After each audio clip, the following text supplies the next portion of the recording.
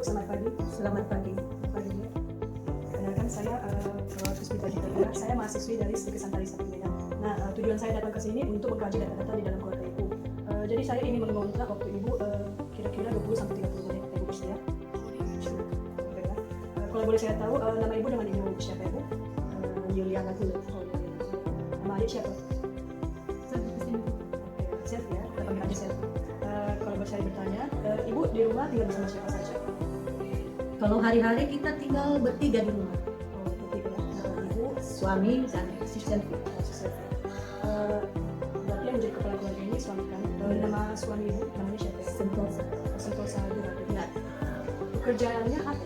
Suami Ibu pekerjaannya? wira swasta. Begitu juga sekarang. Iya. Pendidikan suami Ibu yang terakhir? SMA. SMA. Alamat lengkap rumah Ibu di sini? Jalan Aurora nomor 184. Perumnas Kodo, Gunung Sekoli Selatan. Bolehkah Ibu menceritakan silsilah keluarga Ibu? Kalau silsilah keluarga saya dulu, orang tua saya, ayah itu pegawai negeri, seorang guru SD, sampai dia meninggal. Jadi ibu saya adalah seorang ibu rumah tangga. Kami bersaudara 6 orang, dan semuanya saudara saya, mereka sarjana. Tinggal saya yang tidak sarjana. Berarti Ibu ada keluarga? Anak ke-6. Anak terakhir? Ya. Berarti pendapatan Ibu biasanya diperoleh dari mana saja? Kita banyak bisnis di luar. Kalau tadi kita buka toko di suatu pasar, tapi mungkin karena keadaan pasar yang kurang stabil, jadi kita alihkan bisnis dan kita buka bisnis yang lain yang bisa mendukung. Jika Ibu merasa bosan, apakah pemenuhan hiburan Ibu yang dilakukan oleh keluar rumah atau Ibu melakukan sesuatu? Ya, kalau kita merasa bosan ya udah kita jalan bareng ke tempat-tempat piknik, tempat-tempat kawan atau di konseling doa. Jadi berarti di gereja Ibu? Iya. Oh, Ibu agamanya Kristen Protestan? Iya, Kristen Protestan, tapi aliran karismatik. Benar, kita masuk di dalam tahap perkembangan keluarga Ibu. Ibu sudah memiliki berapa anak? Saya udah punya anak 4. Berarti adik ini adik berapa? Paling kecil nomor 4. Si Selvi adik terakhir. Lalu usia si Selvi berapa? Sudah 13 tahun. 12 tahun sekarang. Berarti karena si Selvi, adik Selvi sudah sampai 13 tahun, berarti si Selvi sudah masuk ke tahap perkembangan anak usia sekolah. Ya. Nah, di sini saya akan menjabarkan tahap perkembangan di dalam tahap prasekolah. Di dalam tahap perkembangannya itu di mana seorang anak itu diberikan kebebasan yang seimbang, baik dalam tanggung jawab untuk mengingat bahwa dirinya akan bertambah dewasa, kemudian mempertahankan hubungannya yang mungkin terhadap keluarga maupun saudara-saudara, baik kepada orang tua maupun saudara-saudaranya, kemudian mempertahankan komunikasi yang terbuka antara anak dan orang tua, sering menghindari perdebatan dan permusuhan dan kecurigaan di dalam keluarganya, kemudian perubahan sistem peran dan peraturan untuk tumbuh kembang dalam keluarga saja. Untuk anak-anak Ibu.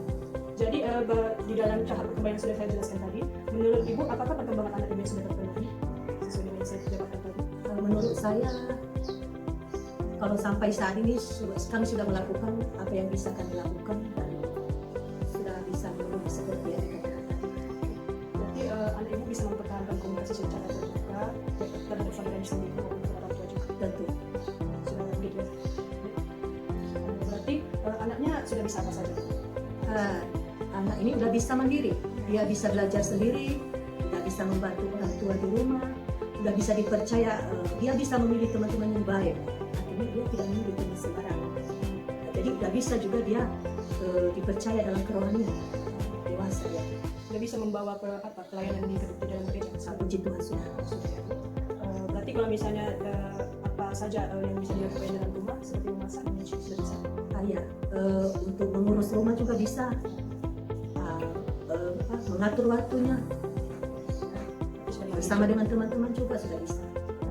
Bagaimana dengan peran si anak dalam mengatur emosinya, baik masanya maupun perilaku sosialnya terhadap? Ya, untuk sejauh ini anak ini sangat sopan dan berbudi pekerti luhur. Dia mengerti dan memahami setiap perkataan orang tua dan dia menjadi anak yang penurut dalam hal yang baik. Saya ingin bertanya, apakah di dalam keluarga itu ada yang sakit? Sampai saat ini puji Tuhan tidak ada yang sakit. Masih sehat-sehat? Sehat-sehat saja. Baik, walaupun kita masih dalam keadaan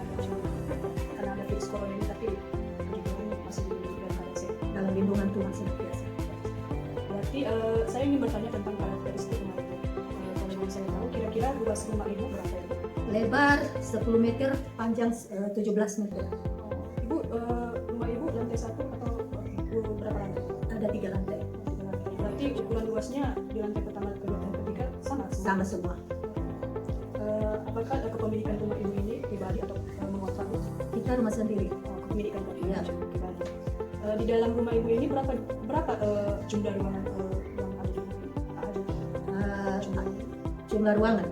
Ada ruang tamu, ada kamar juga beberapa, ada kamar mandi beberapa, dan ada ruang bersantai di atas. Lumayan banyak ya. Ya, gitu. Berarti ruangan di atas juga mempunyai ruangan? Ada juga. Kamar anak? Ada kamar-kamar anak di lantai 2. Itu ada berapa? Bu? Kalau di lantai 2 ada 3 kamar, di lantai bawah ada 3 kamar juga. Biasanya ibu memiliki tempat pembuangan sampah yang terbuka atau tertutup? Ya, pembuangan sampah kita di sini dari pemerintah, kita bayar setiap bulan. Jadi sampah kita aman, kita tinggal ada petugasnya, kita kasih mereka untuk dibawa ke tempat pembuangan sampah. Sangat efektif ya, Bu. Kemudian sumber air yang ibu digunakan itu dari mana? Ya, kita sumber airnya dari perusahaan air minum. Perusahaan air minum. Nah, jadi dibayar setiap bulan. Rata-rata pekerjaan tetangga ibu seperti apa? Mereka ada yang pejabat, pegawai negeri, ada juga pengusaha. Jadi kita tinggal di lingkungan komplek perumahan. Bagaimana sifat tetangga ibu tadi? Mereka adalah orang-orang baik, orang yang takut akan Tuhan. Mereka juga punya sosial yang baik, dan mereka menjadi tetangga yang mendukung kita dalam kemajuan dan perkembangan hidup.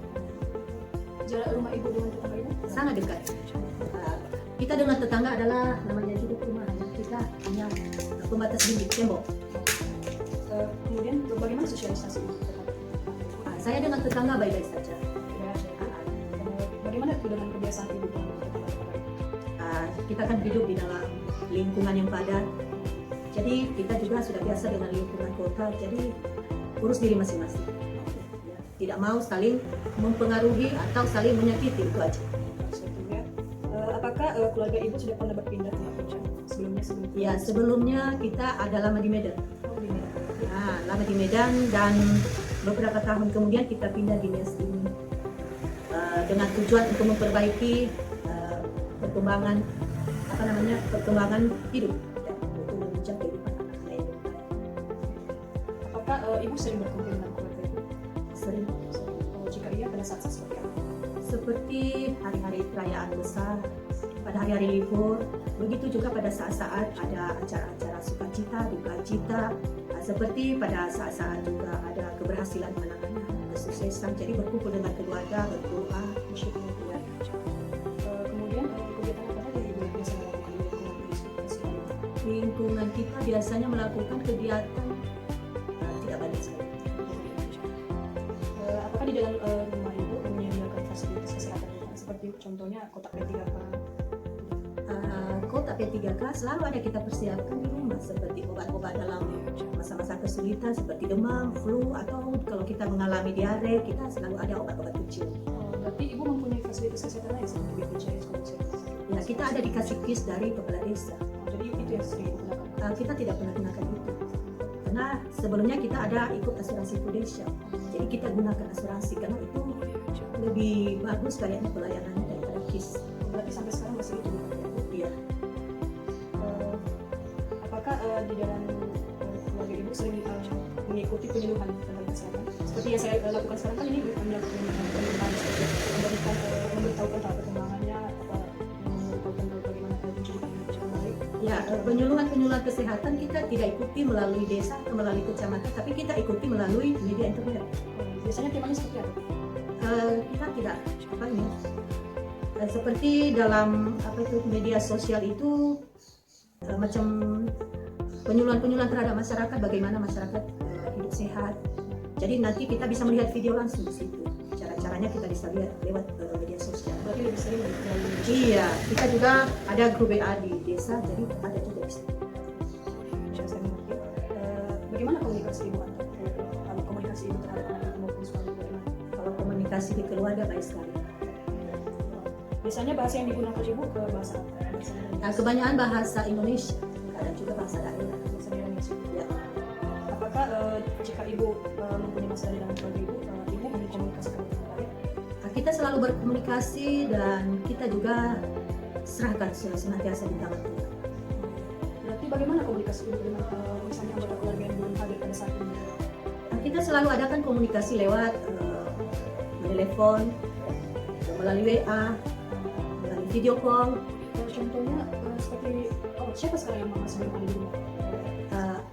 Anak-anak yang belum ada di rumah saat ini, ada anak saya yang di Singapura, dia sedang magang di kapal tanker Singapura. Tidak bekerja kan?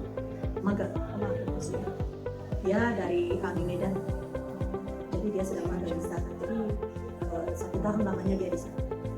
Berarti komunikasinya Tetap lancar. Bagaimana cara ibu mempertahankan komunikasi ibu dengan baik dalam melakukan penyelesaian masalah itu? Melakukan penyelesaian masalah kita hanya mengandalkan Tuhan. Tuhan sendiri yang ambil alih, membuka hati kita, membuka pikiran kita agar masalah itu cepat terselesaikan dan tidak berlarut-larut. Kita mengandalkan Tuhan. Berarti kalau misalnya jika ibu mengambil keputusan, biasanya siapa yang mengambil keputusan? Sama saja. Keputusan yang terbaik itu yang Apakah di dalam keluarga ibu terdapat aturan sendiri? Misalnya tidak ada seperti ini. oh iya, ada banyak aturan. Misalnya sakit, contohnya kayak mana? Dan tidak boleh keluyuran, anak-anak tidak boleh keluyuran. Di situ anak-anak harus taat pada ajaran-ajaran kerohanian yang sudah menjadi ajaran kita, yang menjadi kepercayaan kita saat ini. Habis itu makannya tidak boleh sembarangan. Habis itu tidak boleh jajan di luar. Tidak boleh juga bergaul. Apakah di dalam mempercayakan perawatan kesehatan ibu biasanya sama siapa? Kita mempercayakan kesehatan dengan apa itu? Dengan ahli medis atau Tidak. Kita bisa melakukan sendiri dengan berbagai macam. Kita bisa melihat di media, dari layar TV. Kita juga bisa kan komplek bersih ya. Jadi kan merasa malu sendiri kalau kita jual orang yang bersih kan nggak enak. Jadi kita juga harus bisa menjaga perasaan orang. Berarti ibu sering mencari informasi terkait tentang kesehatan ibu di media sosial. Selalu. Bagaimana dengan anak ibu? Apakah anak ibu sering berinteraksi dengan kita atau tetangga, teman atau dan sebagainya? Selalu. Selalu. Apakah keluarga ibu mengajarkan kepada anak ibu bagaimana cara berkomunikasi di luar? Tentu. Kita mengajari mereka bagaimana menjadi anak bagi orang tua, bergaul dengan teman-teman, bagaimana bahasanya, bagaimana kita memperlakukan orang lain. Apakah ketika ada anggota keluarga yang sakit dirawat dengan baik? Puji Tuhan kita selalu memiliki hati yang terbuka untuk merawat anggota keluarga sampai dia menjadi sehat kembali. Apakah ibu sekarang sedang merencanakan untuk mempunyai keturunan saat ini? Oh tidak. Apakah pendapatan yang diperoleh mencukupi untuk keturunan saat ini? Puji Tuhan selalu tercukupi. Apakah terdapat juga dana khusus untuk kesehatan? Dana khusus, ya itulah tadi asuransi. Asuransi apakah tidak ada? Tidak. Bagaimana jika ibu bagaimana jika apa aja masalah yang ibu hadapi selama kurang lebih 6 bulan misalnya? Masalah yang dihadapi, kita kan sedang menghadapi corona ya. Jadi otomatis ya masalah di dalam bersosial juga agak kurang. Kita mau berkunjung ke rumah orang yang sudah biasanya bersalaman, sekarang nggak bisa bersalaman lagi. Yang kita biasanya bisa berkumpul beribadah dengan ramai, sekarang nggak bisa lagi, kita di rumah. Jadi yang biasanya kita bebas melakukan aktivitas sekarang dibatasi. Itulah masalah sekarang. Ekonomi yang mungkin agak sedikit mengalami kendala. Tidak. Berarti kalau misalnya ibu mengalami penurunan apa ya? Yang kita usahakan sebaik mungkin bagaimana bisa mendapatkan penghasilan yang memadai dengan berbagai taktik. Taktik maksudnya ya mungkin di dalam bisnis yang satu kurang memadai, kita coba bisnis yang lain. Apakah ibu tiap mengambil keputusan anak ikut serta? Dalam mengambil keputusannya untuk yang keluarga, kita bisa berhubung dan anak juga selalu bisa menikmati hasil dari keputusan-keputusan yang kita buat. Tapi selalu dibicarakan. Iya. Bagaimana harapan keluarga terkait dengan kesehatan di sana? Harapan keluarga terkait kesehatan supaya semua masyarakat selalu menjaga kesehatan, menjaga pola makan yang baik, menjaga cara hidup yang benar, menjaga kerohanian yang baik, dan tidak sembarang mengkonsumsi makanan-makanan yang kurang Indonesia. Karena kita tahu di luar sana ada banyak makanan yang mengandung formalin, yang mengandung pengawet, ya ada juga yang dijual di sembarang tempat, di banyak tempat makanan-makanan yang palsu. Seperti beras-beras palsu yang pokoknya yang dibuat dari plastik. Jadi kita usahakan bisa kita terhindar dari hal-hal yang tidak baik. Bagaimana penanganan Ibu semasa virus corona ini? Kan kalau saya berpergian kan, kita tuh harus selalu mencuci tangan. Apakah itu sendiri? Iya. Pada masa corona ini pemerintah menganjurkan kita untuk selalu keluar dengan pakai masker, ya kita melakukan itu. Habis itu kita jangan terlalu banyak di luar, kita juga menuruti perintah pemerintah itu. Habis itu cuci tangan teratur, benar juga kita lakukan. Biasanya Ibu mencuci tangan bagaimana? Mencuci tangannya, Berarti Ibu masih belum mengerti kan bagaimana cara mencuci tangan yang baik. cobalah. Adik mau diajarkan juga kan? Gimana? Di sini saya ingin mengajarkan bagaimana cara mencuci tangan yang baik. Jika Ibu dan adik ingin mengikuti juga bisa Ibu. Pertama kita mengambil sabun, kemudian kita meratakannya di telapak tangan. Siram dulu, baru kita mengambil sabun. Kita ratakan, kemudian kita bersihkan telapak tangan kita seperti ini, secara bergantian. Kemudian kita melakukan tindakan mengunci seperti ini, adik. Gosok kuku yang Itu untuk membersihkan kuku-kuku ini dari cacing. kemudian kita melakukan perputaran terhadap ibu jari kita kemudian secara bergantian. Kemudian kita melakukan tindak apa dengan mengunjuk seperti ini. Ini juga untuk membersihkan kuku-kuku kita. Begitu juga sebaliknya. Kemudian setelah selesai cuci tangan kita di air yang mengalir seperti itu ya. Apakah ibu sudah mengerti? Apakah adik juga sudah mengerti? Ya Bu, saya sudah selesai melakukan pengkajian di dalam keluarga Ibu. Apakah Ibu ada yang ingin ditanyakan Bu? Tidak. Bagaimana dengan adik? Sudah mengerti kan tahap perkembangan adik di dalam usia adik sekarang ini? Terima kasih atas waktunya maaf membantu ya Bu. Demikian saja. Oke, selamat pagi.